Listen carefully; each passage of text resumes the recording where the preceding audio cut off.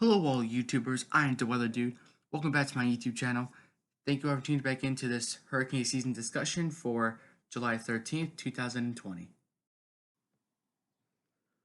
Before I get on with today's video, however, I would ask that every single one of you please smash that subscribe button and ring the bell notifications. Thank you guys so much for 600 subscribers. Let's get to our next goal of 700 subscribers and to our next long-term goal of the big 1,000. So please smash that subscribe button and ring the bell notifications, as well as watching the whole video. Both of these things really do support my channel, and watching the whole video, it's a win-win. You get the best part of the content, and I get the watch time, which I really do need for my channel. And please also like and share this video. Thank you. Now let's get on with today's video.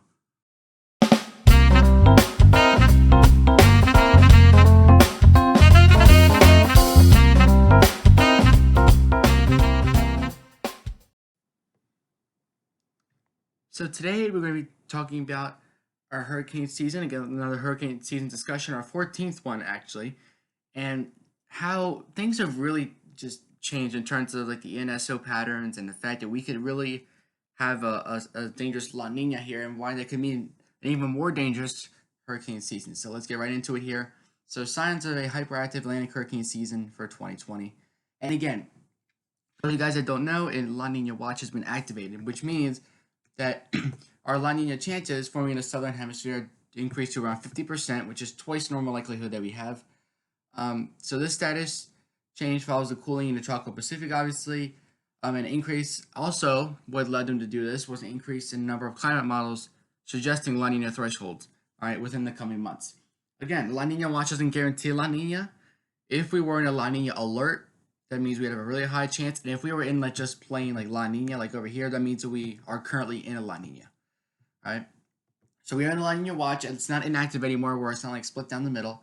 But the models are going to be closely monitoring this development here. And when we look at August, you can see that the mean of all the models, which is the sum of all the models here, suggests a half degree Celsius below average, which is pretty much by American standards right on La Nina. Australian standards is always obviously 0.8.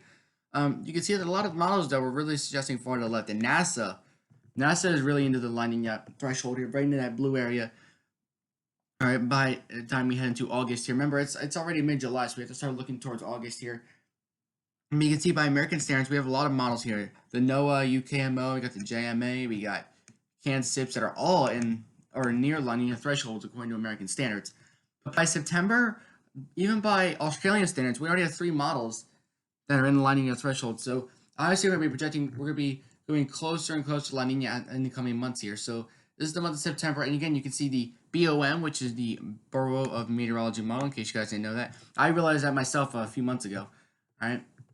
And the European model and the CAN-SIPs, all right, all these models are pretty much near La Nina, and by October, look at this. October, by American standards, every single model is in La Nina. And by Australian standards, we have the BOM, we have NASA, we got NOAA, and UKMO. All right, but by American standards, technically, because all these models are at least at negative 0.5, are pretty much almost at La Nina. By November, it just gets even better. All right, now I would normally be going to December because I usually do August, September, October. I would do 5 months.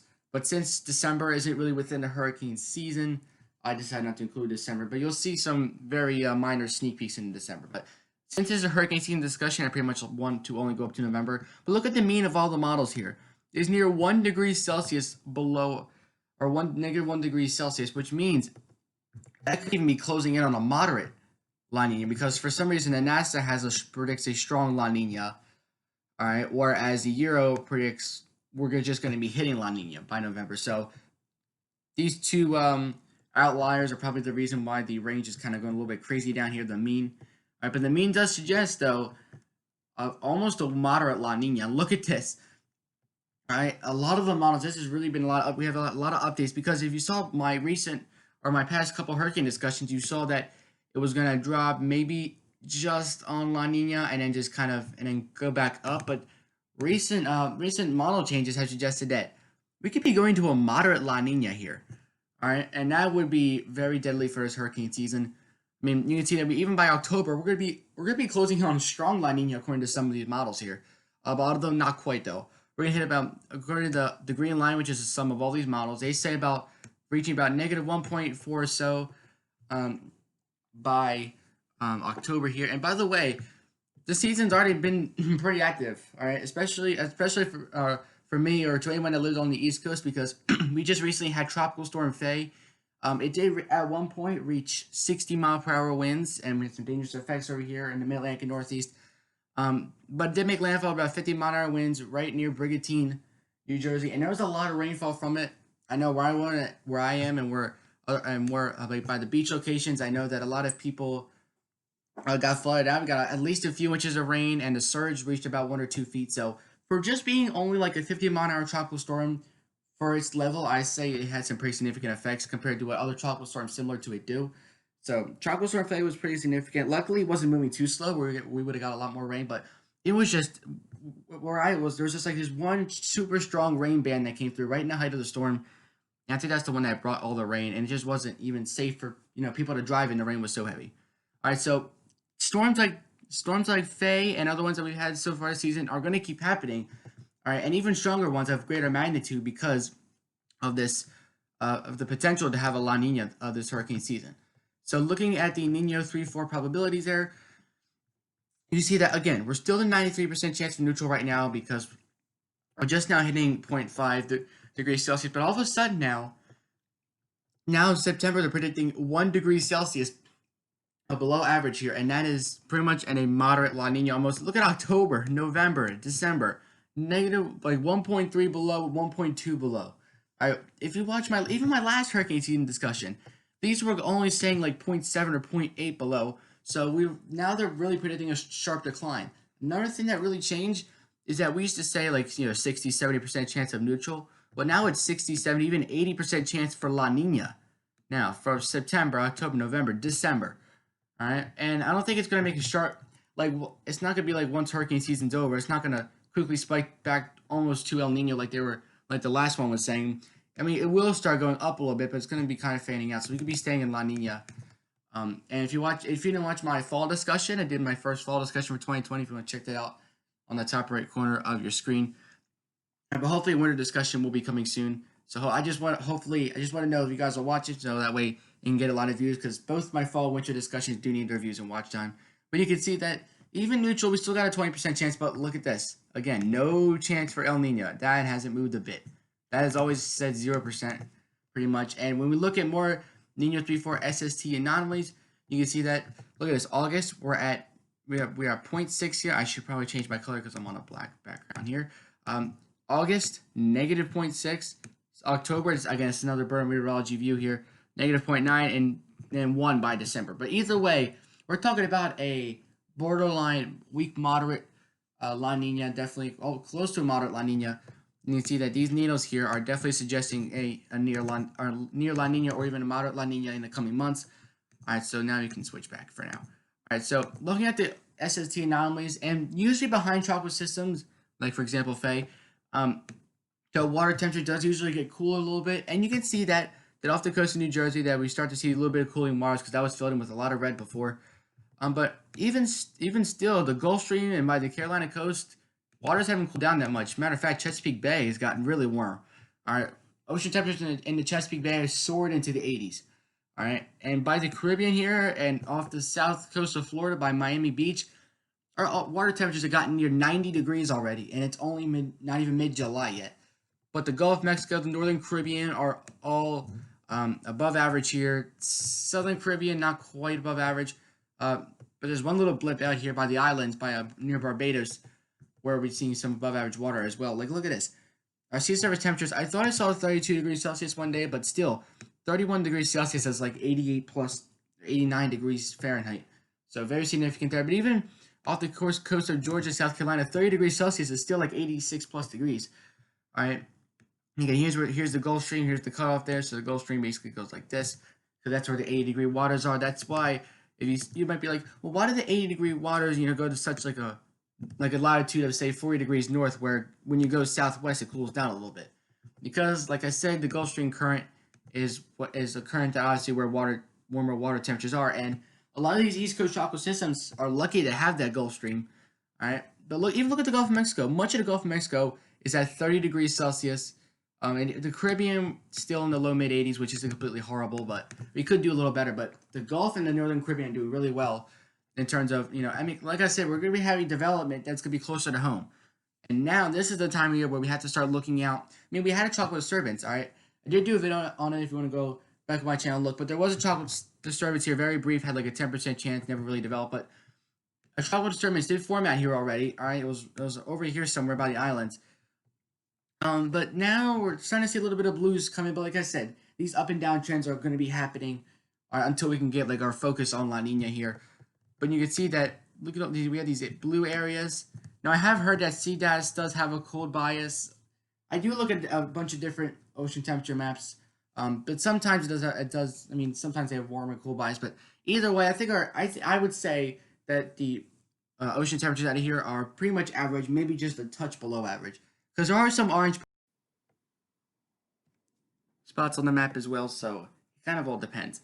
Now, when we look at the actual ocean temperatures, you can see that, as I was predicting, you can see that the 80-degree waters are getting closer and closer. They're starting to move their way this way to the north and east. So eventually, like I said, the next couple months, I'm pretty sure that pretty much all this map is going to be, pretty much all this map here will be covered in those yellow and orange colors, because off the coast of Africa, we're starting to see those 80-degree waters start to fill in a little bit.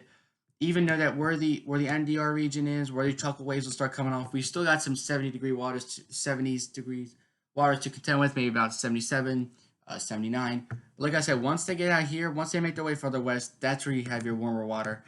So just give it a little time. I think that these systems definitely are going to have a lot of time to develop here. All right, so let's go to our next map now, which is the Caribbean. I'm going to kind of be looking at some charts here, and you can see that, look, like for the Caribbean, 0.2 degrees above average, but we're on a little bit of a downtrend. That's probably because the Southern Caribbean is a little cooler. Obviously, the Northern Caribbean was a lot warmer, which is why it's still above average right now. When we look at the MDR here, look at this.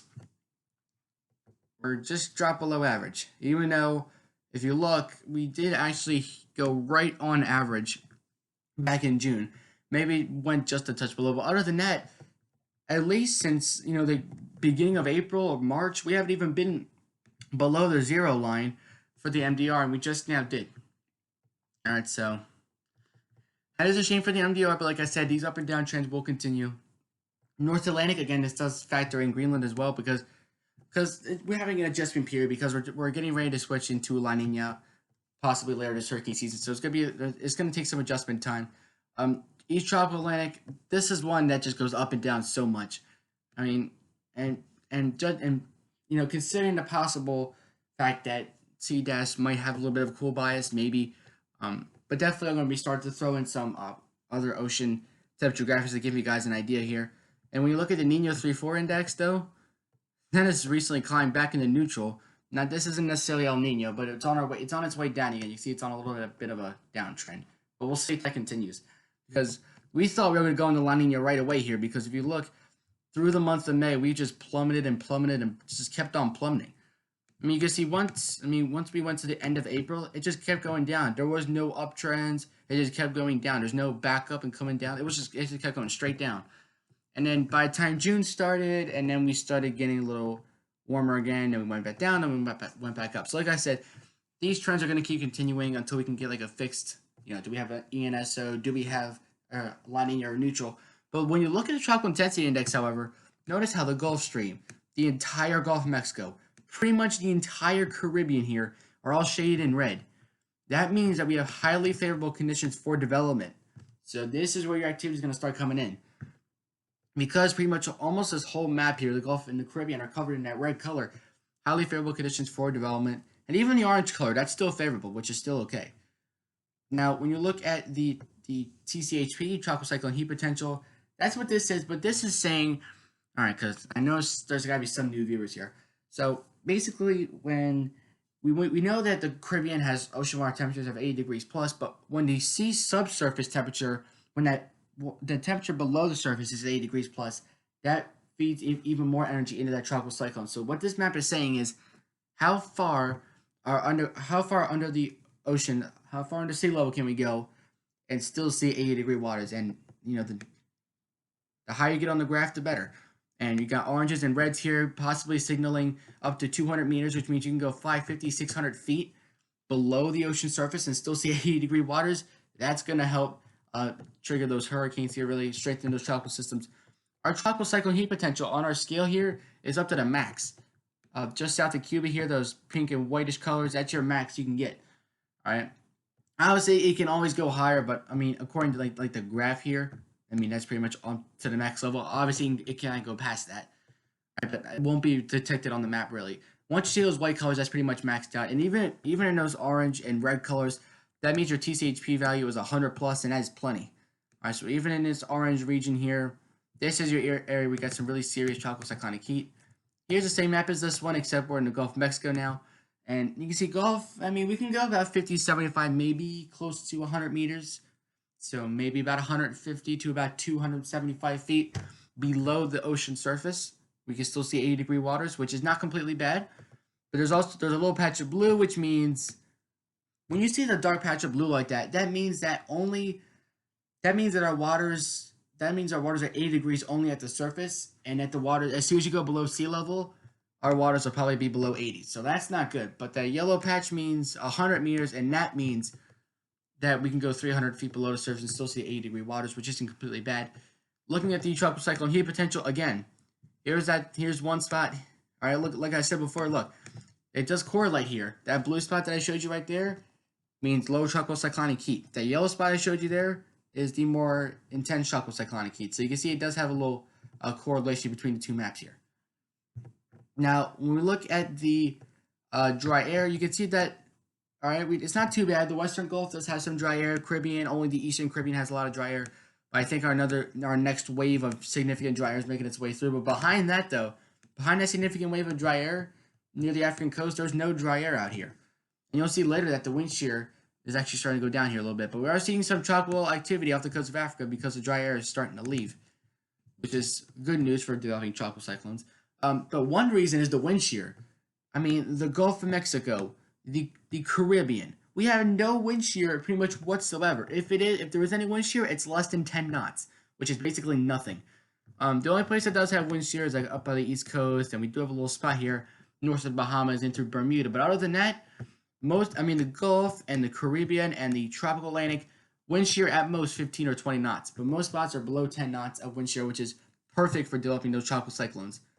Another TCHP map, another tropical cyclone heat potential map, does show you that the Western Gulf is starting to have some building tropical cyclonic heat, but it's really in that northern and central Caribbean that we're really starting to build the heat. And even the Gulf Stream, all right, we're starting to see some tropical cyclonic heat energy starting to build in the Gulf Stream, which is good news as well. Look at the Caribbean. Look how far, that black line represents where we should be in terms of wind shear. Obviously, it does go up and down a lot, but that black line does tell us where we should be with wind shear. And look at where we are. We dropped all the way down here, so we're way below the average for our wind shear. Our lowest wind shear to Caribbean usually does come at about September or October-ish, late August into early October, which is exactly when the peak of hurricane season is, coincidentally. All right, so in the tropical Atlantic, like I said, we're hovering near average because we've been above average. They've been below average a couple of days. Our 2 points of lowest wind shear values in tropical Atlantic usually come about mid-July and mid-September. Those are your 2 points where it gets at its lowest. So we'll see with the tropical Atlantic there. But look at this. Look at the wind shear across the tropical Atlantic here. By the immediate African coastline, the Cape Verde Islands, we're seeing a little bit above average wind shear, but look at this. Look at this huge, massive area of blue. Now, you might be thinking, well, blue is bad, right? Because, we like, red colors. Well, in this case, blue is actually good because blue means less wind shear and increased tropical development. If you're one of those people that likes to see tropical storms, this large area of blue here does mean that 10, 20, up to 30 knots of wind shear below average from July 15th to July 20th. When we look at July 18th to July 23rd, the area of blue is still there for the most part. I mean, we pretty much hasn't moved, hasn't really intensified or weakened. And look at this. Even by the 21st and 26th of July, we're starting to see the red weaken from down here. So more blue and white started to pop up here. We still got some blue here, but we still got a little area of orange that we have to deal with here. But look at this. By the time we head through, what is this here? We got July 24th to July 29th. Still got some blue by the islands over here, right by Haiti. But mostly it's going to be area of white there. as we head through. So pretty much an average wind shear by the 24th to 29th of July here. So that should be a 1. This is July 13th, and you can see that hasn't really moved. And we still got our 13 and 19 additional named storms. Like I said, this does not factor the 6 that we've already had. All right, so technically speaking, this actually did go up because I'm predicting another 13 to 19 named storms and another 8 to 12 hurricanes and another 3 to 7 major hurricanes, which we haven't had any hurricanes yet, or major hurricanes. But named storms, definitely, possibly another 13 to 19 of those. So this could be a pretty active hurricane season. When in an entire season, we should only be seeing 12 named storms, 6 hurricanes, and 3 major hurricanes. All right, basically, just cut that number in half each time. That's how you get it there. High pressure, again, like I said, I do show you guys this map a lot because it's so certainly true. All right, this is why we're going to see not only more tropical cyclones this season, but possibly more tropical cyclones getting steered towards land because of this high blocking pattern. All right, this is a couple of weeks after. All right, you can see again those tropical cyclones getting steered towards land, possibly in the Gulf Coast, maybe even the East Coast, maybe the Caribbean. All right, it all depends on the exact storm and where the steering pattern is at the time. So that's it for today's video, guys. Thank you guys for watching. I am the Weather Dude, signing off. Until next time. Catch you guys next video.